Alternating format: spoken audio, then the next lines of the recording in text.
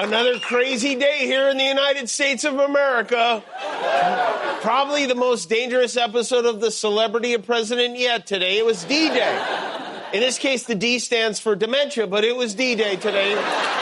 We're coming to you from Los Angeles for the local times just after 5 p.m., which was Trump's deadline for Iran to, quote, open the effing strait or you'll be living in hell. He gave a hard cutoff time of right now. And then this morning he wrote, a whole civilization will die tonight, never to be brought back again. 4 months ago, I agree, I'm against civilizations being annihilated as well. Thank you for taking a stand. You realize this is the same man that he was bitching about losing the Nobel Peace Prize. Now he's threatening a civilization with death. He went from Mahatma Gandhi to General Zod like that. And then, so all day today, everyone, most notably the people of Iran, were wondering if their civilization was going to die tonight. Well, good news, it didn't. It was the Taco Tuesday of all Taco Tuesdays as our president decided not to drop the chalupa for at least another 2 weeks. He announced that at the request of Pakistan, which has been facilitating negotiations, he was giving Iran 2 weeks to live. This is how it goes every single time. Trump says something insane. He says, I'm going to kill everybody tomorrow at 5 p.m. We all freak out. And then he's like, you know what, actually, I'll kill everyone in 2 weeks. And then we relax, and then he forgets he ever said it in the first place. He has the memory and the skin color of a goldfish. And maybe the worst part, we know he's bananas, but maybe the worst part of all this is how relaxed the congressional Republicans are about it. Now, he threatens to annihilate his civilization. They're like, well, you know how he is. He's a big talker. He yaps. And it's always 2 weeks. He's like a conscientious employee. He always gives 2 weeks' notice. Stand up. Yeah, Jimmy Kimmel off the top. He was live last night and got one of the first shots at reacting to the reaction of our psychotic president who last night caved, chickened out, tacoed, whatever you want to say, with his threats to destroy an entire civilization. And that's what we're obviously talking at least a little bit about today with our guest, Dave Aronberg, who is a lawyer and an expert on all kinds of legal things and a friend. He's become a friend. I really enjoyed our conversation, learned a lot from it. If you want to jump to it, it starts at 38 minutes. But I hope that you will stay here for the headlines and the clips. And it's Podjam week, so who knows if there'll be a show posted tomorrow. Unlikely, because I'm going to be traveling and don't have anything in the can, as I usually try to. But that's because I've been producing and navigating, coming back from Amsterdam and getting ready for Podjam. It's a lot, not asking for any sympathy, just giving you a heads up that this week will be scattershot here on the podcast. But if you're following me on all my various social media accounts, including Substack and Threads and Blue Sky and Instagram and Facebook, I will be posting plenty there. My trip to Vegas and all of the goings-on and ongoings at Podjam 3 this week, where there are still tickets available, including virtual tickets. For a moment, it said that the virtual tickets were sold out. They are not. There are unlimited virtual tickets. It's only $25. If you want to join live for the podcast tapings, you can join in a Zoom with others and chat about it. And a lot of people did that last year, and somehow it was worth it. So I'm excited that lots of you will be joining Podjam virtually. And for those of you who are on the journey out to Vegas, I can't wait to see you and hang out with you and party with you and probably hike with you and do things. We're going to have a great time. It's going to be awesome. Wajahat Ali is joining us. JL Kovan and Rod and Karen from The Black Guy Who Tips are also going to be there. So it's going to be awesome. So excited to see you guys. Really, really, really can't wait. After everything that we're all dealing with and going through, it'll be nice to let your hair down and connect with friends and have some laughs and just figure out how things are going, how you're navigating this insane world we find ourselves in, where the president of the United States is threatening to obliterate entire countries. And yesterday, for a moment, you have these moments, probably more or less than me, I thought to myself, I can't believe he got reelected. And this is a reminder that if you do this, I do too. Many of us do. Just time to time, maybe every day. I can't believe it. After everything from the first term that anyone would vote for him. But yeah, a lot of people did, and they may be losing their enthusiasm. They may not be. That's a question I wonder about and ask all the time. But this is where we're at, and how are we going to deal with it? How are we getting through it? How do we solve for it? Those are questions I'm trying to answer every day here on the podcast and with you. So I'm happy to have you here because it's better, it's more important, more responsible to be here or anywhere, not necessarily stand up, but anywhere that is providing you with great news and analysis and talking about issues that are in the public interest, because ignorance is not a choice. I know ignorance is bliss, but it's not very responsible. And that's not true. It's always been a stupid statement. So thank you for being engaged. And of course, thank you for flying with Stand Up. But thank you for being engaged. Thank you for not being apathetic. Thank you for caring. You're not weird because you're addicted to the news. That's normal. That's the norm for a lot of pretty smart, responsible reasons. So you're in the right spot. I'm happy to have you here. It's a crazy, crazy time, and we have to lean on each other and learn from each other as to what you're doing to get through it. And not only because of the crisis that we have with the leadership of our government, but so many other existential things that we face as well. And even without that, if you're middle-aged like most of us are, you're dealing with your own stuff, your own bag of rocks. And so we're going to keep talking about those things. We're going to keep navigating, connecting, sharing, and making new friends and building this community. That's my promise to you. I'm very excited about seeing folks. And so I just wanted to have that message just at the top of the show, just to remind everybody what I'm doing, who I am, and just try to redefine what is happening here at Stand Up. That's what we're doing. We're connecting. We're learning. We are helping each other get through this and maybe come out on the other side, or even at the end of the day, in a place where we can navigate through the next storm, which could be today, could be tomorrow. So stay mindful of the present. And from Pema Chodron on mindfulness, by the way, she says, on embracing discomfort, to the degree that we can open to our own discomfort, we can open to others as well, and vice versa. That's something I've been trying to do for the past year a lot more, opening myself to other people's discomfort. On daily practice, Pema Chodron says, without giving up hope that there's somewhere better to be, that there's someone better to be, we will never relax with where we are or who we are. On acceptance, she says, accepting something, by the way, isn't the same as liking it. It means being okay with it as part of the texture of human life. I'm accepting that we are in this world going through this together. And it doesn't mean I like it. On groundlessness, turning the gaze inward, we can transform the groundlessness into a feeling of equanimity for all other human beings. And on pausing, the great Pema Chodron says, it all comes through learning to pause for a moment, learning not to just impulsively do the same thing again and again. And she's my teacher. I've never met her, but I call her my teacher. I read everything she writes and read it again. And that is something I like to share with folks. That's my practice. I always want to hear who your teacher is and what yours is, and we'll continue talking about it all here on the show, at our Hangouts, on Discord platform, and everywhere else that we share and connect with each other. All right.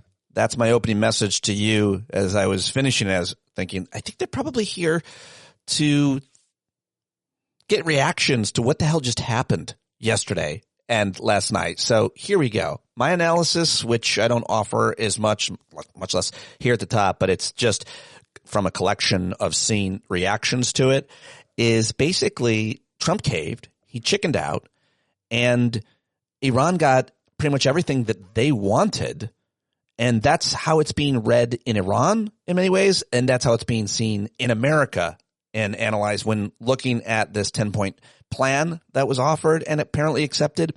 The other part of this is Israel has not accepted this plan, and they immediately, they kept bombing them after this agreement was announced last night. And so what is going to happen there if Israel just continues to send missiles and drones, they just continue to keep fighting each other? Is that going to be a further negotiating point in terms of opening the Strait of Hormuz? The other thing is simply, I heard that Iran is better off than they were before in terms of circumstances. Obviously, they've lost a tremendous amount of infrastructure and so on, but part of what they got is reparations of some sort to rebuild. They're now able to charge $1 million a vessel going through the Strait of Hormuz, which they weren't doing before all this started. They might come out ahead. He is not a good negotiator. That has always been the original lie about this guy, that he is a good deal maker and negotiator. He is not. He never has been. He works with threats from lawyers in his career and others.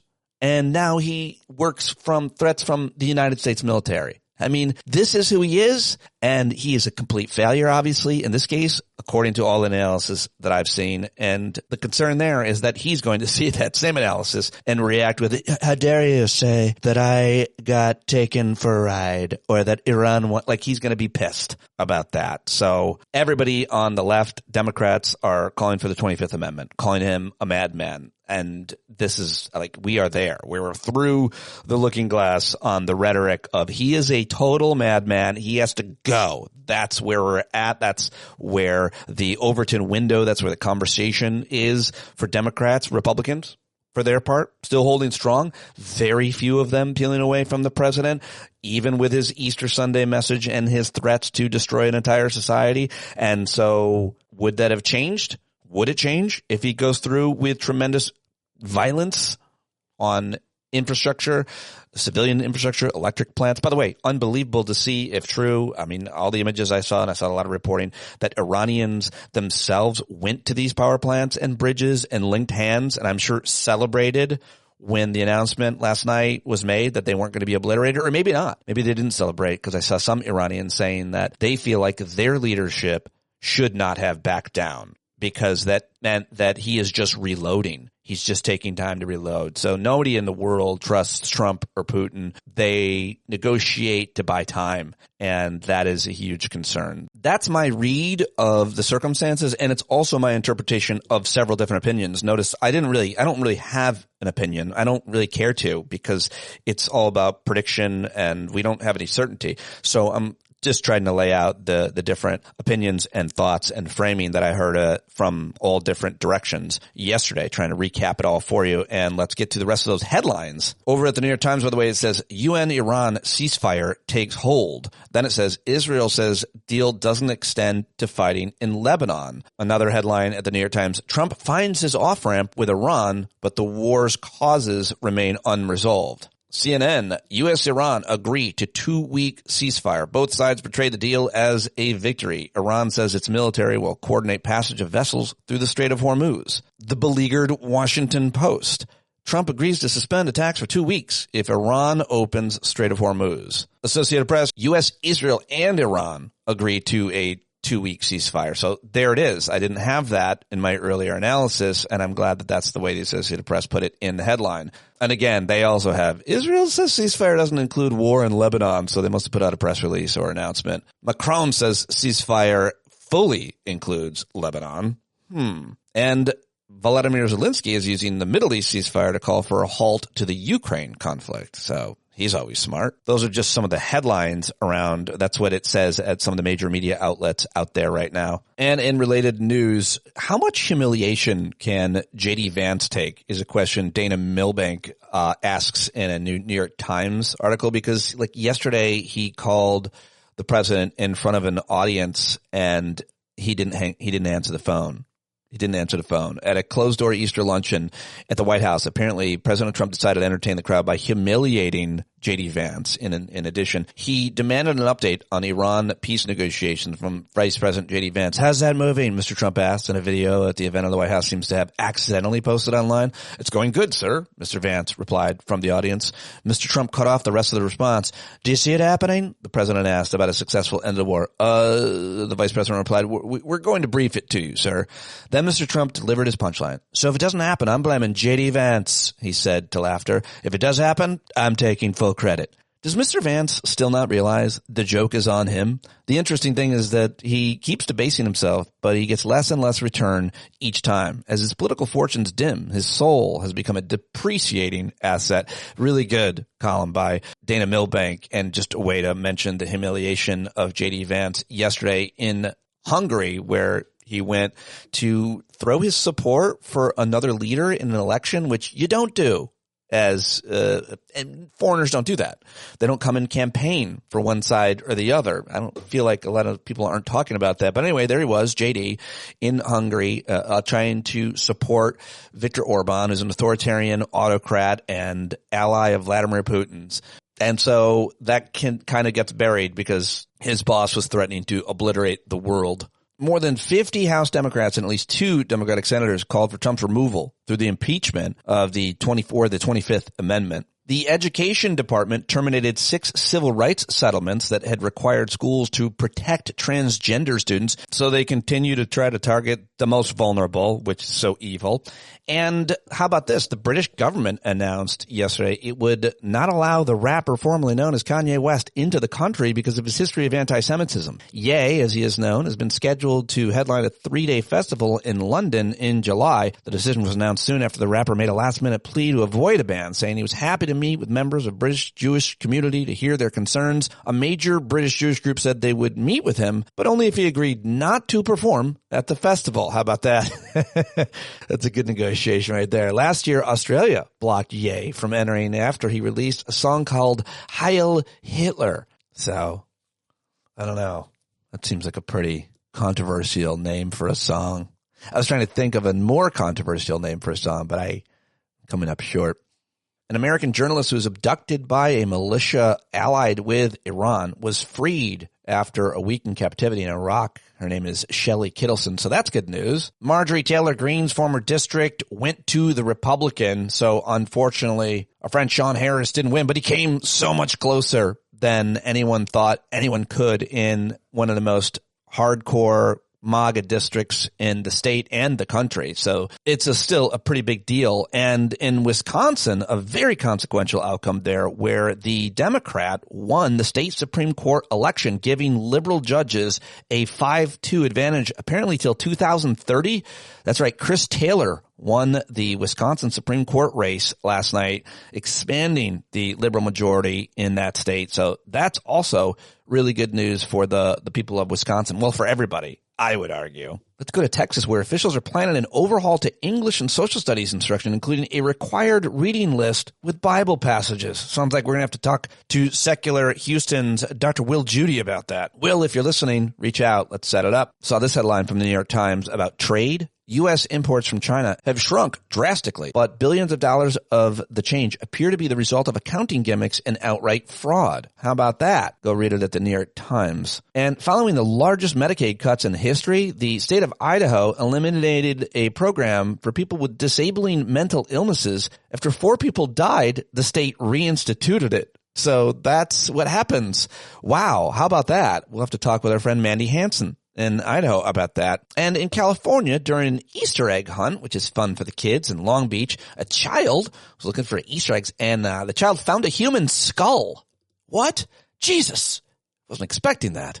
Neither were you. That's why I did it to you. All right, those are the headlines, and now let's get to the clips I've gathered for you. And I've separated them in before taco and after taco. So, of course, the clip all day, there was just consternation, concern, and constant anxiety about what was going to happen. But there was some great analysis out there as well. So I wanted to start with, how about this? Let's start with this C-SPAN caller who goes by the name of Mark. I thought this was fun. San Antonio, Texas. Good morning, Mark. Yes, good morning. First-time caller. I just wanted to say that it's really striking that Republicans or people of a Republican mindset want to solve problems by annihilating enemies or supposed enemies. I'd like to point out that I don't think I can recall of any other nation but the United States of America that has openly and actively used weapons of mass destruction to destroy perceived enemies. What we're doing now is basically guaranteeing that a whole world of non-Christian kind of anglified people and mentalities will not think of us as a great oppressor, which is what we've done for decades and years throughout the world. This will not solve any problem in Iran or generally any country that wants independence from American aggression or oppression. Couldn't be said better than a caller to C-SPAN, which is why I shared it with you. Well said, Mark. in Texas. Now let's go to Chris in Connecticut, where he's one of the two senators, Chris Murphy, in his backyard making this impassioned plea before the cave. Donald Trump just said that the entire civilization of Iran is going to die tonight if Iran doesn't reopen the Strait of Hormuz. That is pure evil. I sent out a long thread the other day about why intentionally targeting bridges and power plants, intentionally murdering thousands of innocent Iranians is a war crime. It is a war crime, but I think I had the wrong focus. There is a greater morality beyond law in this world. There is still right and wrong, no matter what's in the statute or in international war conventions. Would you be able to live with yourself if you threatened your neighbor's child with murder in order to get your neighbor to behave the way you wanted? Would you work for a company that got business by threatening to kill the families of potential customers? Of course not. Trump may think this is bluster. He may think that it's just in service of a deal. But is that how America operates now? That we're going to get other nations to bend to our will?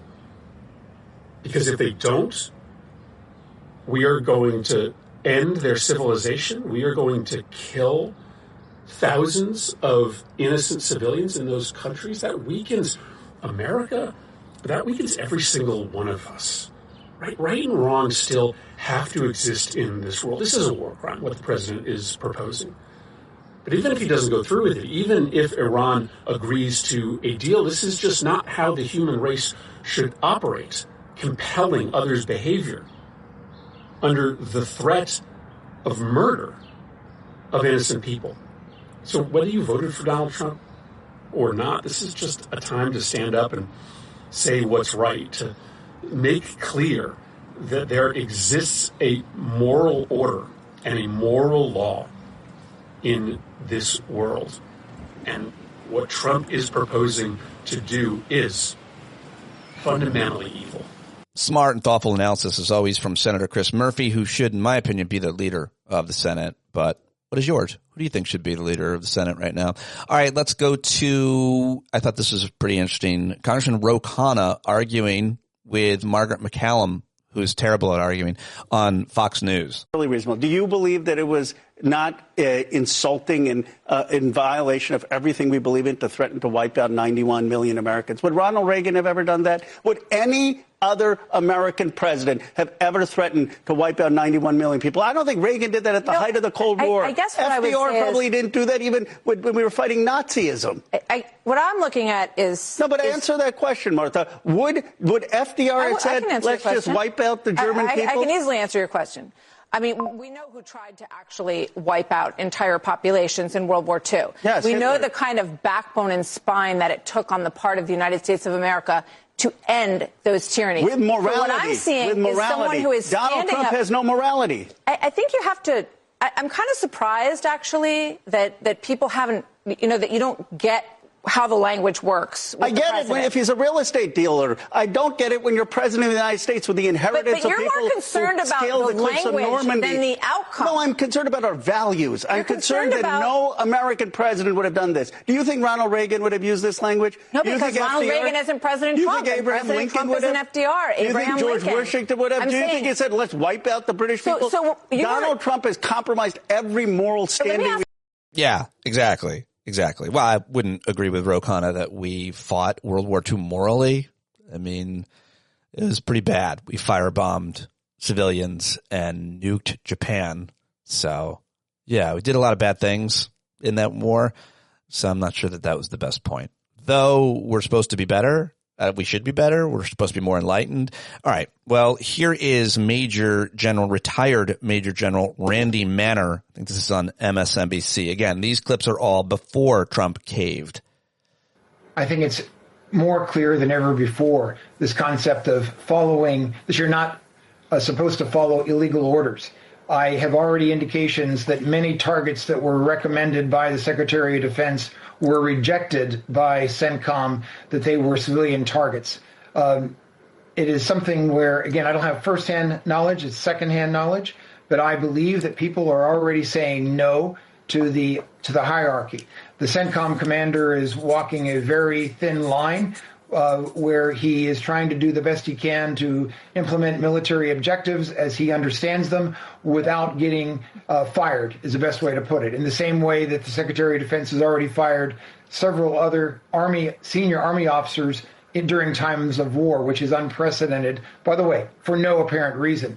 So I don't think the world needs to be concerned, and I'm not trying to dismiss this renegade discussion and this bizarre behavior of our president, but I don't think that anything substantial is going to happen tonight at 8 p.m. I believe that the answer will be no. I want to just make sure I clearly understand. You are hearing secondhand that Pete Hegseth has ordered strikes that CENTCOM commanders have refused? Has requested. The difference between requesting and ordering. In other words, the idea that infrastructure is being targeted. I think that one about the bridge, this is my personal opinion, that fell in the gray area, that it is not being used presently by civilians because it doesn't exist yet. It was under construction. And so therefore, perhaps that was one that was permitted. The idea of attacking bridges that are clearly, overwhelmingly for civilian use would be a war crime, and that the planners in CENTCOM would not permit that. That is what I am hearing, again, secondhand. So I believe that there are very subtle pushbacks that are already have been occurring to go after military targets. So it's almost like instead of this one, this is the target that you should be looking at. And so it's almost like these are not the droids you're looking for, using a Jedi mind trick. I hate to be quite so comical about it, but I think that's what's going on, is that there is this very quiet resistance to be able to say, let's get this in military lanes, not attacking the civilian infrastructure. I don't know what would happen if indeed the president was to order attacking civilian targets. Military man, military expert, retired military major general Randy Manner right there on MS Now. And what's this? Who's this? Oh, it's the Pope. It's the Pope, the American Pope, speaking English, making good points. In English, I would simply say, once again, what I said in the Urbi et Orbi message on Sunday, asking all people of goodwill to search always for peace and not violence, to reject war, especially a war which many people have said is an unjust war, which is continuing to escalate and which is not resolving anything. In fact, we have a worldwide economic crisis, energy crisis, situation in the Middle East of great instability, which is only provoking more hatred throughout the world. So come back to the table. Let's talk. Let's look for solutions in a peaceful way. And let's remember especially the innocent, children, the elderly, the sick, so many people who have already become or will become victims of this continued warfare. To remind all that attacks on civilian infrastructure is against international law, but that it is also a sign of the hatred, the division, the destruction that the human being is capable of. And we all want to work for peace. People want peace. I would invite the citizens of all the countries involved to contact the authorities, political leaders, congressmen, to ask them, tell them to work for peace and to reject war always. Thank you very much. Thank you, Your Holiness. Good message. And here is the governor of Illinois before Taco, J.B. Pritzker. I mean, what kind of a country are we in here? The United States used to be a country where the president followed the Constitution, where the president believed in the rule of law, where the president didn't target people based on their views. There is something genuinely wrong with this man, and the 25th Amendment ought to be invoked. All right. There you go. J.B. Pritzker calling for the 25th. He's probably running for president. Here's Fareed Zakaria post-Taco after the cave with CNN on CNN with Anderson Cooper. So you've taken an Iran that was weak, contained, its nuclear program shattered, and you've given it control of the strait, enormous new revenue flows, and the nuclear stockpile. Yeah. It's a very strange outcome. So much for the art of the deal. All right, there you go. How about this? Ryan Grimm of Breaking Points and Drop Site News, author, analyst, always a smart guy. I like to listen to his take on things. Here is how he sees it. This is a couple of minutes long, but I think worth listening to. So I'm seeing a lot of people saying that Trump has finally gotten himself into a jam that he just can't get himself out of because tonight he set his own deadline and he can't taco out again, but he also can't go forward with ending civilization in Iran. But there actually is kind of a third way that he can take here and declare victory. And it goes back to, there's this famous example in negotiations from the Cuban Missile Crisis. You guys probably already know this story, but if not, JFK and his brother RFK are going back and forth with Khrushchev, and Khrushchev is, going through his own, bouts of anxiety and firing off a lot of different messages. And one of the messages is a pretty decent resolution to the crisis. But before the Americans can respond to it, he withdraws it and sends a new one that has, much greater demands. And RFK comes up with the idea of saying, ignore this most recent one and just announce that you have accepted the second to last one, the one that he withdrew. But he made the offer. So just accept it and then say you've accepted it and this is over. And he did that, and Khrushchev is like, okay, well, I guess this is over. So Iran, for weeks now, has put forward roughly a 10-point plan that is a totally fine deal for the United States. You can go find it on Dropside if you want. The details really aren't the point here. They have also now said they've cut off direct and indirect conversations with the United States after Trump threatened to end their civilization. But what Trump could do, because the U.S. media has barely reported that Iran has laid out these conditions for ending the war permanently, it will be a shock to the American public that these conditions even exist. So Trump can use the media's complicity in this and say, because of my threats, Iran has now offered me these terms. I am accepting the terms. Iran is on bended knee. I am victorious.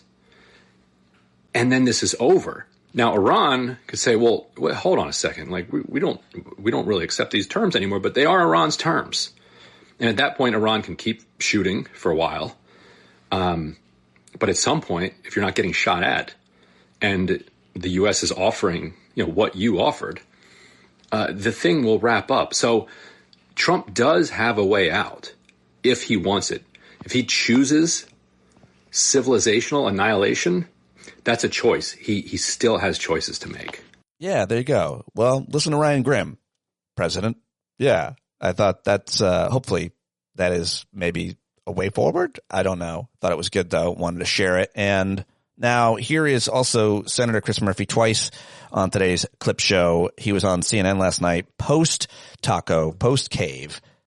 The president has promised to commit war crimes. He's promised to eradicate an entire civilization. We have never, ever seen that in the history of this country. That's why I and many other people have been talking for the last 24 hours about the 25th Amendment. It does seem that Trump has lost touch with reality. I mean, we just can't accept a president who is literally promising to destroy an entire civilization, to murder hundreds of thousands of innocent human beings. That alone should be grounds for the removal of this president. But he thinks, I guess, that the threat of mass-scale war crimes has achieved some success. But as we're learning in the last few minutes, the success seems to be that Iran has more power over global commerce than ever before in our lifetime. And so the combination of the threat of war crimes along with the outcome of this so-called ceasefire, it's just really hard to get your head wrapped around. Yes, indeed. Okay, and finally, before one more comedy clip, here is the acting Attorney General Todd Blanche. I play this clip to set up my conversation with Dave Aronberg. Here it is yesterday at a press conference. I love working for President Trump. It's the greatest honor of a lifetime. And if President Trump chooses to keep me as acting, that's an honor. If he chooses to nominate me, that's an honor. If he chooses to nominate somebody else and I go back to being the DAG, that's an honor. If he chooses to nominate somebody else and asks me to go do something else, I will say, thank you very much. I love you, sir. So I don't have any goals or aspirations beyond that. And then just a quick question. All right. Infuriating. Tell him I love him. Gross. So gross. Well, Dave Aronberg and I get into it in just a moment. But before, here's Stephen Colbert. They taped the show last night before Trump caved, and I thought it would be fun to give you some of his jokes about the space mission. And you probably saw that video where a jar of Nutella floated through. So Stephen had a lot of fun with that, as we all are. In case there were any suspicions, NASA clarified that the agency does not select food in association with brand partnerships and that the Nutella appearance was not product placement. Okay, good to know, but then again, it wouldn't be the first time if they had done it. I mean, who can forget Neil Armstrong's famous words? That's one small step for man, one giant leap for legs pantyhose. Earth to mission control top, these are sheer comfort. During the 40 minutes when the moon was between their capsule and the Earth, the astronauts were totally out of contact with mission control, but the crew used that time wisely because, according to Wiseman, the captain, each one of us had a maple cream cookie, and then right back into the science. An experience previously known as high school lunchtime when your only friend is the chem teacher. Yeah. That joke's based on a true story. All right, that's a little fun to end the clip show. And now it's time to get to my guest, Dave Aronberg, who I really enjoyed talking to. Dave has been on the show a couple times before. I met him for the first time through Glenn Kirshner at one of his Justice Matters events that I always end up being a speaker at and closing and roasting everybody, including Dave, in the past. He is served as the state attorney of Palm Beach County, Florida from 2013 to 2025. He's Democratic. He previously served the Florida Senate from 2002 to 2010. He was the attorney general when Pam Bondi was the attorney general. He ran against her, first of all, but he was the drug czar, her drug czar in 2012. We talk a little bit about that in our conversation. He's a Harvard guy, went to Harvard Law, Harvard, and just a really smart, successful lawyer that I was very excited to connect with and talk to and have on. You should follow him over at Substack, where he's posting all the time. I've learned a lot from him. DaveAronbergLaw.com as well. Let's do it. We were live last night on YouTube and Substack, and many of you joined us. If you're not following me over there, at Stand Up With Pete, please go subscribe for free to both those or get a paid subscription over at Substack or right here on Patreon, patreon.com/Pete Dominic. I don't know why I said right here. Either one, Patreon or Substack, paid subscription matters a lot, and that's how we do it each and every day. It's ad-free, and I can't do it without you. Let's do it right now, though, with Dave Aronberg. Dave Aronberg, look at him. He's so lawyerly. He's got his jacket and tie on. He's in a really nice-looking lawyer chair, and I'm over here in a knit cap and getting ready for the apocalypse. Bringing those Tim Pool vibes on I was doing it first. That he wears a hat because I think he's afraid or insecure that he's bald or something. Like that is definitely not the case. I'm wearing a hat because my head is cold in my house. That's all. If you had the what is it called turtleneck, you could be Mort. Jim.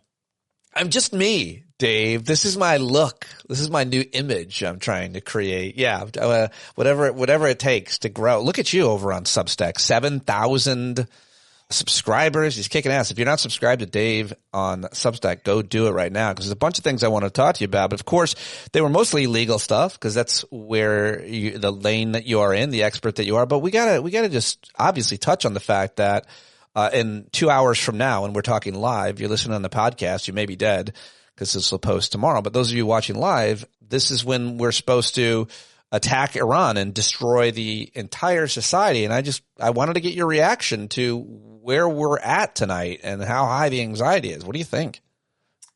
I think we're living in a simulation. Did you see when he announced it, pretty much he was standing next to the Easter Bunny? Can you imagine being an Iranian general and you're looking to see what the next step is of the evil empire and you're sitting next to the Easter Bunny talking? It's We're living in the stupidest time, aren't we? I mean, it's yeah, Kimmel and Colbert, everybody had a field day with that video of him standing next to Easter Bunny while he's threatening and talking about war. It's insane. He also sat down with a bunch of little kids on Easter at the White House and complained about Joe Biden and all kinds of things. And also, he never wished anyone a happy Easter, apparently. No, he said, "Praise be Allah," I guess. Not. It really is. I mean, there's no words for it. But I actually do think that the sun will come up tomorrow. I think that this is a taco trade. You know what that is. You could look it up. Taco stands for Trump always chickens out. And people in the stock market made a lot of money when you think the world's going to end and then you just buy it up and he reaches a deal. I do think this. I think that Trump has embraced this very real, something I learned about international relations many years ago when I was in college, which is the crazy man theory, that the person who's the craziest often can hold the world hostage. It's what North Korea had been doing. And it's something where as Americans, we were always looking like, we're nervous about this unhinged dictator. He's leaning into it as the crazy man here to make people think, what is he going to do? What is he going to do next? The end of civilization? And I don't think that's going to happen. I think there's going to be a taco trade here. I think he's going to find some reason to have last minute deal. We win. We're going to have a 2 week. It's always 2 weeks, 2 week ceasefire. And in 2 weeks also we'll see the Trump healthcare plan as well. It's always 2 weeks, that time frame. I think you're right. I agree with you. I hope you're right. And I saw some reporting earlier that military leaders are not taking Pete Hegseth's orders for targets, apparently. And I've been waiting for someone in the military to push back on the insanity or the illegality or unlawfulness of some of the actions that they're carrying out.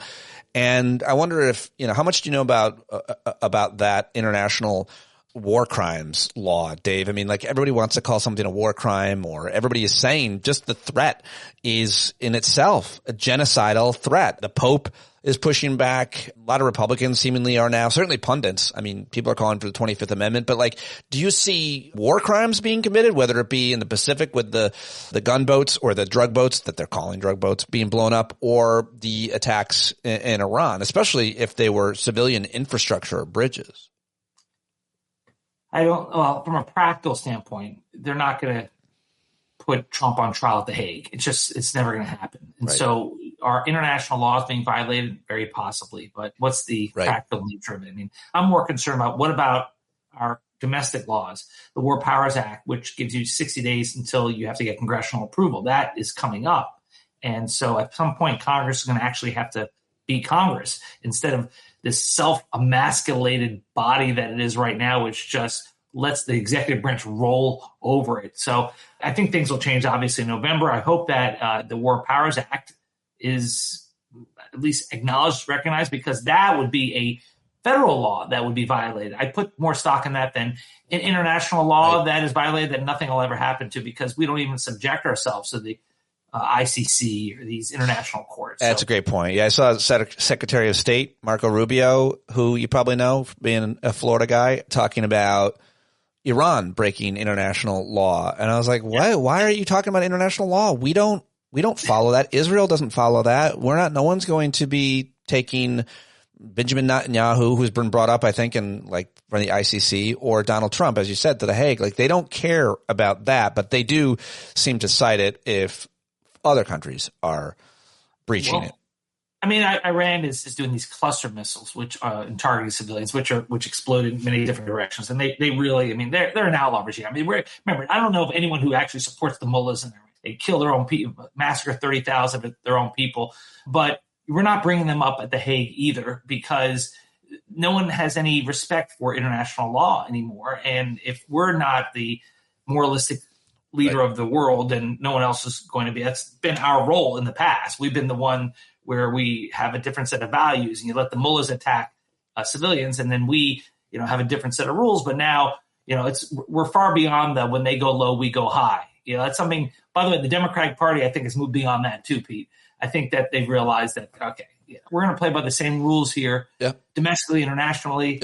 And here we are. Let's just hope that tomorrow the sun comes up and I'm right, that this is a taco trade I really do think so, though. I do. Yeah, I hope you're right. You're seeing, though, every Democrat now and some Republicans just straight up calling Donald Trump a madman. He's a madman. I feel like that's the best way to refer to him now. He's absolutely – I can't think of another tyrant in history who, you think of all the worst guys. I feel like they were all kind of smarter, more calculated, more planned out. Stalin, Hitler, Mao, Pol Pot. There was like a strategy. They were horrible people and they were evil and all, but they weren't like as crazy seemingly as this guy is, as unpredictable, as unplanned. And I just feel like this is a significant figure in that he's not like all these other guys in history. And he holds his own place in terms of his absolute madness that he is. The way he talks, the things that he says, the threats that he makes, what he's done. What do you think? Unique to American history for sure. Yeah. I do think, and I said this earlier, but the word madman, he's leaning into the madman. Is he? Persona. I think actually he wants the world to think he's a madman because he likes it. He likes to be feared. He subscribes to the theory it's better to be feared than loved, and he wants to be feared. He wants people not to know what he's going to do next. The unpredictability he thinks is an advantage, and sometimes it can be. It can make the enemy scared and worried. On the other hand, the mullahs, I think that's not their language. Like I don't think that they're looking at that saying, "Oh no, now I'm scared because he's unpredictable." I don't get that. I mean, this is an existential war for them. This is a war for their survival. And so they're just going to keep fighting no matter what. And right. I do think, though, a lot of this is Trump actually wanting to be considered a madman around the world. I actually do. And by the way, I'm not saying he's playing 4D chess. He doesn't play 4D chess. He doesn't. But I think that he leans into being unpredictable. And it is who he is to say things that are like, whoa, he said this on Easter, praise be Allah, and dropping F-bombs. That's also who he is. And you can make a claim that, yes, should the 25th Amendment be brought up, but that's not going to happen. You think that his vice president, J.D. Vance, is going to do anything? J.D. Vance is sitting in the corner waiting for his next order from Donald Trump. Reporting saying that J.D. Vance said that this would be a disaster if we went into Iran the way we have. And looks like he's right. I mean, it looks like a pretty – by the way, I am so really – I don't know if I believe – I mean, J.D. Vance wants to be president. He wants to have it both ways, so I don't know. I also heard that before the war he said if you're going to do it, you got to go full out. You can't just do it half-assed. So now that things aren't going so well, I think his people are getting it out there. Look, I'm not doing it. I'm real MAGA, America first. Remember that in 2028. Ugh. He's in Hungary helping Viktor Orban get reelected, which is a thing that American presidents and politicians don't do. They don't go out publicly and support a candidate in a foreign election. No one's talking about that because obviously there's way bigger things, but that's unprecedented, really bad. We're not supposed to do that, I don't think, especially not supporting an authoritarian leader like Viktor Orban. But that's a big election in Hungary. And so J.D. Vance went over there and lent his support for whatever it's worth. I don't know. We've seen so many things that are totally unprecedented. That every day. Is there any? I mean, are you shocked at anything anymore? I mean, I know this slightly changes the subject, but Todd Blanche, the number 2 person at DOJ, now the acting attorney general, he was at CPAC saying, "I'm not a Democrat. I'm not even really from New York. And, how about when we release those January 6th patriots, they're now pardoned and community." I'm like, wow, the Attorney General of the United States is talking to a blatantly political organization. I remember when Merrick Garland did that, and of course he wouldn't do that. Merrick Garland, this is how different things are. It's always projection with these guys. It's the other guys who are weaponizing the DOJ as we go to CPAC and give a political speech. Crazy stuff. Everyday crazy stuff, breaking norms that we may or may not ever get back to. But I'm glad you brought up Todd Blanche because that's one of the things I wanted to talk to you about. Well, first, just the firing of Pam Bondi. When that happened, I was away. I was off last week, and you were one of the first people I thought of that I want to talk. I want to get your take. You know her. You're a Florida guy. You know Pam Bondi. Remind people just how you know her, and then we'll get into just your reaction to it. I feel like, again, we move so fast past such significant outcomes, circumstances, and developments that we need to talk about them. We need to understand them a little more. First of all, how do you know her? I ran against her in 2010. I ran for attorney general, and I was in the Democratic primary, and she was on the Republican side. And she would see me speak about the opioid epidemic and shutting down the pill mills. And I lost in my primary, and then she won her primary, and then she beat the Democrat who beat me. I endorsed the Democrat, but she beat the Democrat who beat me. And then she hired me. She offered me a job as her drug czar to take down the pill mills. And it was, like, whatever you want to say about her performance as attorney general back in 2010 when she won the election and she reached across party lines and made me her drug czar to shut down the pill mills. I thought it was a rare act of bipartisanship, of something of leadership. I thought that was really a positive. We need more of that. But that was the Republican Party back then, where you could do that. Nowadays, if you reach across party lines, it's a sign of weakness and you get thrown out of MAGA. I mean, how many Democrats are in Trump's cabinet? Don't say Tulsi Gabbard. She's not. I mean, a Democrat in Trump's cabinet. None. And now MAGA means never having to say you're sorry. You never apologize. You support the president. That's party one. And if you don't, you'll end up like Liz Cheney and Adam Kinzinger, Marjorie Taylor Greene, and on and on. So am I surprised about the Attorney General Bondi, how she was very loyal to Trump? No, she was always loyal to Trump. She really believes in him. She has a strong affection for him, really. But I'm not surprised because how many people in our lives, and Pete, I'm sure you know people who are more like George Will Republicans back in the day. And now if you're going to be a Republican in the cabinet or in Congress, you have to be a Trump Republican, a MAGA Republican. There is no other way. Yeah, no doubt about it. Everything has changed. I wanted to ask you about Pam Bondi's relationship to Jeffrey Epstein. There's something about when she was attorney general, when he was brought up on charges, a lot of people, I feel like, say that she looked the other way on Jeffrey Epstein when she was the top law enforcement person in Florida as the attorney general there. Remind me, though, what was the relationship there or with the timing of all that? Now, on that one, since that's why I love coming on your show, it's about facts and evidence. And it's just, I got to tell you, I don't think there's any there with Epstein. And here's why. The state attorney at the time, this was 2006, he had the investigation. And then the feds came in because they were dissatisfied, apparently, that the state was not prosecuting strongly enough. And the feds came in and they took over the investigation. And they came up with this very controversial non-prosecution agreement, the sweetheart deal. That was 2008. Pam Bondi ran for attorney general in 2010. She got elected in 2010. Oh, okay. So that was years after Epstein was already done. Now, what they're trying to say is that, well, she could have prosecuted based on some of the victims. She could have gone after him. But remember, in 2008, he had signed this non-prosecution agreement that conferred immunity onto him. So you couldn't prosecute him based on double jeopardy unless you found a new victim who came forward who was not part of the original investigation. Because as part of this deal that he cut, every investigation was consumed into this deal. So you'd have to find a new victim who had not spoken up before, there was no investigation of before. And if that person existed and came forward and was ignored by prosecutors, then yes, shame on them. But I'm not aware of someone. And by the way, it'd have to be in Florida, not Manhattan or New Mexico. It'd have to be in Florida. The other big question I had was Pam Bondi was the attorney general of the past year and a half or whatever, and she's seen everything in the Epstein files. And people are saying, a lot of people are saying, Dave, that she would never be fired because she knew too much. And because she knew too much, she could use that as leverage against him.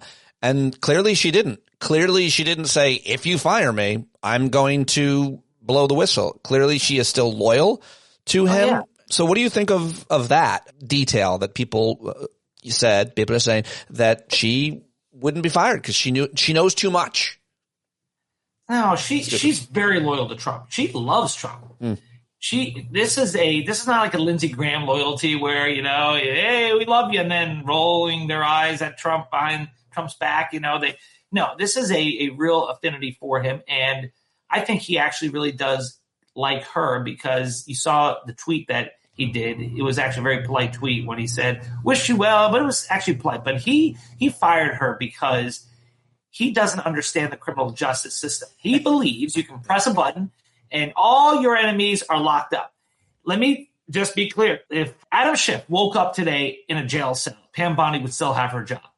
The Epstein stuff, that's a consideration, but that's not the reason why she was fired. She was fired because Letitia James, James Comey, Adam Schiff all walk free. So whoever Trump appoints as Attorney General is going to meet the same fate, because you can't do that. Trump misinterpreted his own prosecutions. He really believes that we're so transactional that it's only because Alvin Bragg hates him, Letitia James hated him, Merrick Garland hated him. That's why he was prosecuted. Jack Smith, deranged. So why can't we do it to them? Because you need evidence. And those guys had evidence against you. And so he doesn't understand that. And so the only attorneys general that he would be satisfied with would be attorneys general who could never get confirmed by the U.S. Senate. Matt Gaetz, My Pillow guy, right. Rudy Giuliani, Sidney Powell. Those would be his ideal attorneys general. Someone else is going to get in trouble. Matt Gaetz was his first choice, right? When he first got, and did he ever really consider the My Pillow guy? Are you joking? Did he ever? I'm joking because he doesn't have a law degree, but I bring up My Pillow guy as an example of someone who is a sycophant, who's a bit touched, a bit, and would be as a perfect attorney general. Now, the other names could be attorney general. Sidney Powell could be. Oh my gosh, Matt Gaetz, but they could never get confirmed by the Senate, because even the Republicans in the Senate be like, dude, you got to be kidding. Yeah, I want to get to. That's why Matt Gaetz didn't get it. I want to get to Senate confirmation in a second, but before we do, Pam Bondi, my understanding is that she still has to show up to answer questions under oath by a House Oversight Committee. They had subpoenaed her. That's still on. Do I have that right? Yeah. Oh, yeah. In fact, you have more reason to show up now that you're not part of the administration. It's still a subpoena. Now you can really spill the beans. But I think that she and Trump and Mike Johnson are going to find a way to work with Comer to avoid her having to testify. I don't know how they're going to do it, but I would still be surprised if she showed up. What would be the most important question, or what are the questions that you would have if you were asking her under oath, Pam Bondi, the former Attorney General, about? I still want to know the names of the co-conspirators. We don't really have those names. They're redacted. So Epstein file related questions is what you would want to know. Oh, yeah. I think that's the big thing. Yeah. And, the Epstein Files Transparency Act has loopholes, and it doesn't have an enforcement mechanism. They need to fix that. But it did release names of a lot of people. But I want to know the redacted names, which aren't supposed to be redacted. Who are they? And were they really implicated? What did they do? I think we underestimate the intelligence of the American public to be able to differentiate between people whose names are in the file who did nothing wrong and people whose names in the file who did something wrong. We know that, the Pope, his name's in the files. He didn't do anything wrong. Just because your name's in the file doesn't mean you did anything wrong. Yeah. But Jon Stewart's name is in the file. Because all the emails can be about anything, and somebody asked about Jon Stewart or said whatever. So, I think you said the public can differentiate that between that and in this case, co-conspirators. The issue with confirmation of a new attorney general, specifically Todd Blanche, he, I guess, gave a press conference or answered questions today. I know you're a little more read in it than I am, and we could talk about it. But the big question that he would be asked would be about Ghislaine Maxwell. That's the question that I feel like hasn't received an answer. Why did she get moved to a better, more comfortable prison? Why? Don't you think that's why he won't get nominated? Because he's the only guy. He would be asked that over and over. And I feel like he hasn't been asked it or hasn't given the right answer so far. You raise an important point. If Pam Bondi's firing were really about Jeffrey Epstein, then why would you replace her with the person who's been running point for the administration on Jeffrey Epstein? Right. That's why I say it was about failing to lock up Trump's enemies more than Epstein, even though there were some missteps. But remember, everything that the Attorney General did on Epstein was directed by the White House. It's the guy whose banner is on top of the Department of Justice. Right. But although there was some like the misstep about saying that the client list is on your desk when it was really the Epstein file. But that happened a year ago. That's why I'm like that. She wasn't fired over that misstatement because that happened a year ago. You wait 12 months to do that? No, it was about failing to lock up your enemies. Plus, it was also the fact that Trump had broken the seal with the firing of Kristi Noem. Once you got rid of the first cabinet secretary and there was no blowback, it's like, all right, well, then game on. So as far as Todd Blanche, I think obviously that will be asked about Ghislaine Maxwell. Again, he would know the answer to that question, why you moved her. But I don't think that's why he's not going to be nominated. I think the reason why he's not going to be nominated, and he still could, but I don't think he will, is because Trump doesn't think he is Matt Gatesy enough. I think that Blanche was a legitimate defense lawyer. He worked in the Department of Justice, was Team Normal for a while. Now he's pledging full allegiance to Trump. He is all in. But Trump still has his doubts and doesn't like that Blanche seems to be he was one of the people who actually pushed back against the prosecution of Comey and Letitia James, which is why Trump had to foist Lindsey Halligan onto the DOJ. And so do I think that Blanche is going to be the next attorney general that Donald Trump thinks will do his bidding? No, he wants a Roy Cohn. I think a more likely pick is the former U.S. attorney for New Jersey, Alina Habba. Really? I could see that. Really? Yeah. He just wants somebody that will do whatever he says because clearly she's not even remotely qualified. She wasn't qualified for her last job, according to a judge, right? Yeah. We have the appointments clause of the Constitution. We have the statute, and there were several U.S. attorneys who had to be removed because of an improper appointment. And Pete, you're meant to be wondering, why did he appoint her in an illegal way? Why didn't he just get her confirmed? Yeah. Why? Because there are old school Senate rules where judges and U.S. attorneys who are nominated have to get the support of the 2 U.S. senators from that state. It's called the blue slip process. And those 2 senators in New Jersey are Democrats. Right. And that's why they were not going to go. I didn't know that. Oh, wow. So that's why he appointed her to fill a vacancy like as a temporary appointment, but it was illegal. That's why he didn't go through the U.S. Senate. Because she could have gotten approved by the U.S. Senate, but the 2 U.S. senators from New Jersey are like, veto, block, blue slip. Buddy who wants to be a federal judge has to go up in front of the Senate, right? And they are all having to answer the question, the one main question, who won the 2020 presidential election? We saw this a couple weeks ago, I think. And they're all hemming and hawing. Like that's the litmus test. That's the sycophancy or loyalty test that you have to pass to serve as a judge or a U.S. attorney, right? I mean, is that what you're saying?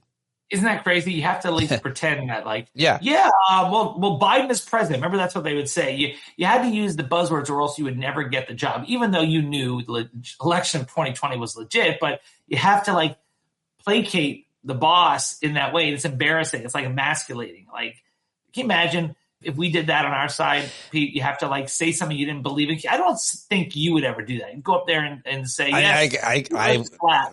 Yeah, well, there's no evidence. There's no evidence that the Earth is round. I'm not saying it's flat, but there's really not good scientific evidence. Yeah, it's crazy. I mean, it's the strangest test. It's also, I could see people saying things they didn't believe. A lot of people do that, but not that level of insanity. Like, is there flat, or who won the election, or do vaccines work, or anything else? But getting back to Todd Blanche, wasn't he Trump's personal attorney in many of the cases that were brought against him? And isn't that unorthodox and unethical to have your personal attorney serving as your attorney general or your deputy attorney general, which is the job that he has had? Like, isn't this, I know RFK was JFK's brother, but outside of that, in our lifetime, anybody else would see this as a conflict of interest. This has not been done, and it's unprecedented. Do I have that right? Unprecedented. That's the word of the day. Yes. Now, in fairness, Eric Holder considered Barack Obama his wingman or vice versa. So they were close, and JFK, RFK. But what's different is that you've never seen someone who was the president's personal lawyer and also adopts the agenda of the White House. So at least there's a pretend independence. At least you say you're independent, even if you're the brother of the president. You don't have the president's picture hanging from the banner in front of the Department of Justice. Weird. That is totally unprecedented. Yeah. Well, everything is, and I appreciate you explaining and clearing so much up for me, Dave. What else are you paying attention to, talking about, writing about, posting about on Substack before I let you go? My last question is, and anything you want. My video for that I'll post for tomorrow will be on Todd Blanche, and so you've hit upon it. Man. You're all over it, and I love the show because you're a very funny guy. Whenever I see you perform at Glenn Kirshner's, you steal the show. And I remember one time I had to convince you to use a joke you made the year before, and you were wondering if, people remember the joke. No, and it killed, and I just took great pride in that because. I think we get so close to some of our material, you forget that most people don't necessarily remember it. And even if they did, it's still funny. The thing about Glenn Kirshner's event and the thing about media today that makes me uncomfortable, which is why I do what I do at Kirshner's, is that a lot of people from Glenn to Frank Fragluzzi to you to the Capitol Police officers like Harry Dunn and Michael Fanone and all those guys, they are kind of like they've created all of us have this kind of a following of some sort. And I think it's like a little unhealthy and a little unsafe or unorthodox because people don't like those people, the people that you're a fan of, you're a supporter of, you're a paid subscriber of, to be made fun of. And I'm not comfortable with that. So when I do Glenn's thing, I take the piss out of him. Anybody that's sitting there, I go after them because I think everybody needs to be made fun of and taken a notch down. But it's weird how people get people get sensitive about it. People get, hey, don't take a shot at me. I'm like, no, that's what we have to do. You don't get to be on this pedestal. We're all creating this following, but you have to be self-deprecating and self-aware enough to know that people shouldn't worship you and your word. You're not always right. And there's a lot of danger. I love independent media and where it's all going, but there's a lot of danger with people creating followings that, this guy, Aaron Parnas. I do. He used to be my intern. Oh, wow. Years ago. He's done very well for himself, but, but tell me, he's quite a follower. I lightly criticized him, basically do better. I don't know, 6 months ago about something. And people threatened me. I'm like, I'm not saying the guy's bad. I'm just we all need someone to tell us to do a little better. And I'm uncomfortable with the kind of sycophancy that a lot of people have. Yeah, I mean, especially Kirshner. I mean, he's one of my best friends, but I make fun of him all day. But nobody makes fun of these guys. So I live to make fun of people. Take them down just a little bit because we shouldn't be on these kind of pedestals. What do you think of that? We get things wrong and you try to get things right, but we need to maybe not take ourselves so seriously all the time. That makes me uncomfortable. I totally agree with you. I think it's good to laugh at yourself sometime. I think it's good to have a good debate. You and I won't agree on every issue, and that's good. I like it when you don't necessarily you can't predict where someone is on every issue. I think that's a failure. If I could predict every stance you have on every issue, that seems like maybe contrived. I can't imagine that we all share the same views on every single issue. That's okay to think differently. I love, say, Adam Kinzinger, who I follow him on Substack.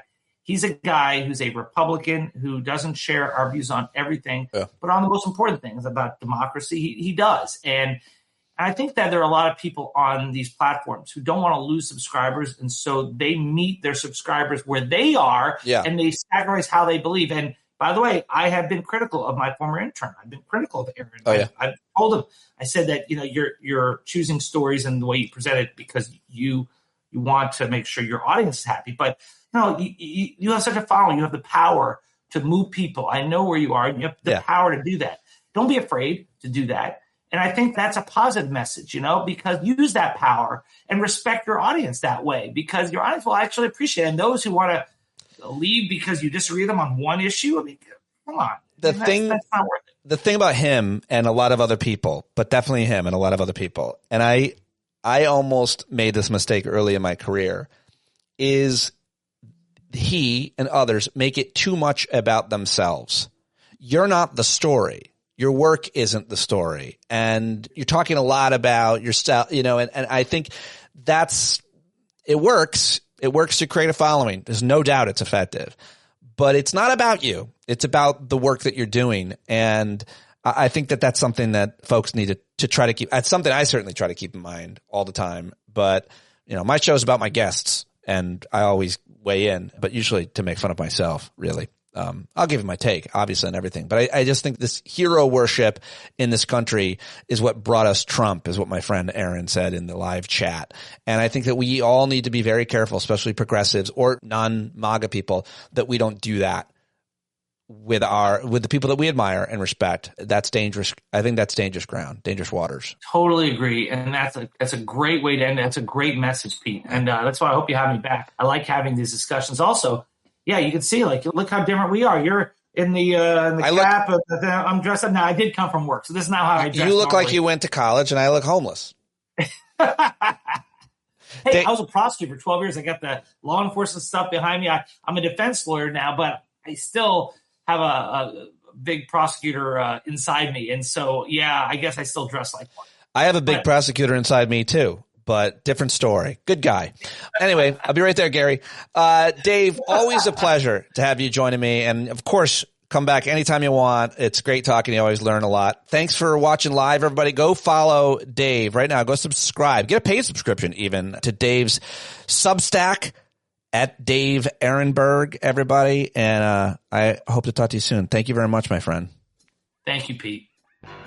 All right. Dave Aronberg, go subscribe to him on Substack. And if you want to hire him, DaveAronbergLaw.com, I guess. All right, that's all I've got for you today. And I don't know what I'll have tomorrow or the rest of the week, flying by the seat of my pants and literally flying through the sky on an aeroplane on the way to Las Vegas for Podjam 3 tonight. And I'll be there Wednesday night. So anybody there Wednesday, let me know. And others that are going to Podjam, let me know when you're arriving. I think I have information on many of the people that are coming, but not everybody.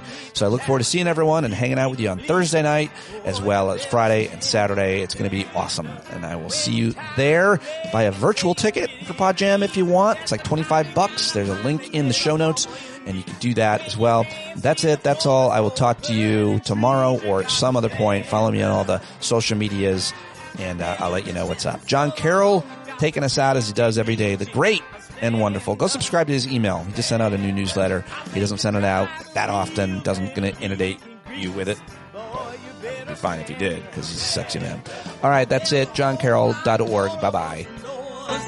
They'll keep right on ignoring us if we keep things right. You got to open up the window to let in some light. You got to stand up. That's right. We got to rise up. You got to stand up. You got to stare the devil straight in the eye. We got to let him know it's his turn to go. See it clear when all you hear is a lie. So get up off of your butt, down off of your fence. Even if it ain't a very friendly audience, well, they'll begin to listen when you start making sense. And you stand up, stand up. No need to point your rifle to defend your town. Just stand up, stand up. You know they can't deny you what you're laying down. Oh, you better stand up, stand up.